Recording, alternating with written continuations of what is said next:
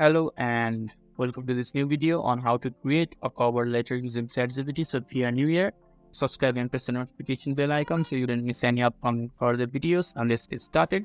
So firstly, you need to open the web browser of your choice. In the top of the web browser, there will be a search bar. Click on the search bar and type ChatGPT. Now press enter in the keyboard.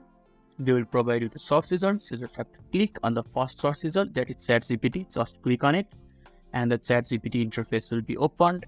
And in the bottom of the interface, there will be a message box where you can write the questions that you have. So in this case, we'll write how to create a cover letter.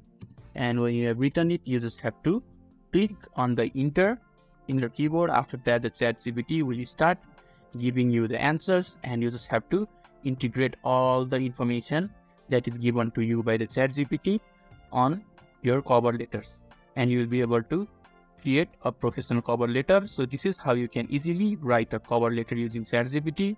So if this video is helpful to you, give a thumbs up button. Thank you.